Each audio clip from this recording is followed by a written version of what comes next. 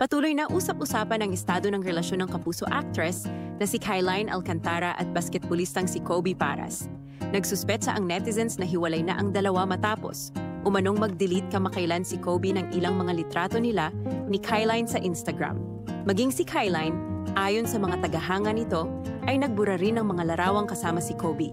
Sa kabila nito ay pinabulaanan ng ama ni Kobe na si Benji Paras ang haka-haka at sinabing maayos ang relasyon ng dalawa. Ewan ko sa kanila. Magkasama lang kami, nag-inuman pa. Sagot ni Benji sa Viber message na ipinadala ni Gorgie Rula ng PFP Troika.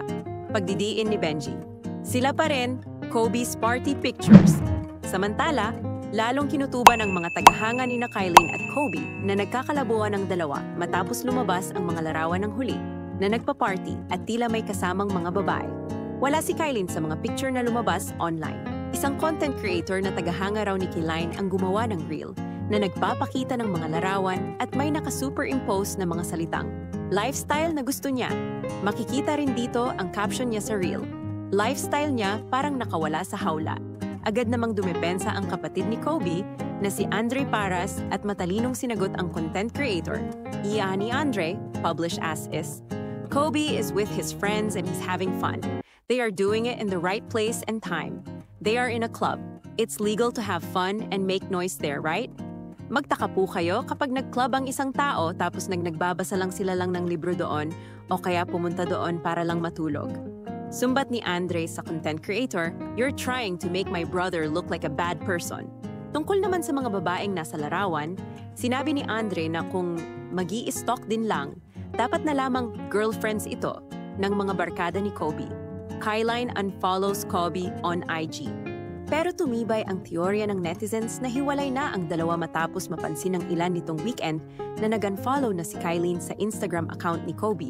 Ito na nga kaya ang sinyalis na break na ang magkasintahan? Patuloy namang nakafollow si Kobe kay Kyline sa nasabing social media app Kyline Alcantara and Kobe Paras dating timeline. November 4, 2024, sa Cosmo Confession na lumabas sa YouTube channel ng Cosmopolitan Philippines, unang inamin ni Kobe na dating ang estado ng relasyon nila ni Kyline. Dito kasi ay natanong ang binata kung sino ang kanyang biggest celebrity crush. Aniya, Kyline Alcantara, because we are dating. Sundot na tanong sa kanya, when did you realize that you had a crush on her? Nakangiti ngunit tipid na sagot ni Kobe. Early this year, bago pa ang pag-amin ni Kobe ay marami na ang nakapansin sa closeness ng dalawa at madalas silang makita na magkasama sa labas. Naging madalas din ang pag-comment ni Kobe sa mga social media posts ni Kyline, bagay na nagpakilig sa mga tagahanga ng dalawa. Nasundan pa ito ng ibang pictures at videos na nag-viral at nagpapakita ng sweetness ng dalawa sa publiko. Ikinatuwa rin ng kanilang mga tagahanga ang malamang nakilala na nila Kyline at Kobe ang pamilya ng isa't isa. Pero lately ay naging madalang nang makita ang dalawa sa publiko. Dahilan para isipin ng marami na tila nagkakalabuan na ang relasyong Kyline at Kobe. Ano sa tingin niyo mga kabayan, totoo bang hiwalay na sila? Ayaw lang nilang aminin sa publiko? Hanggang dito na lang sana, nagustuhan niyo ang aking video. At huwag kalimutang mag-subscribe para lagi kang updated sa mga bago kong video. Maraming salamat hanggang sa muli.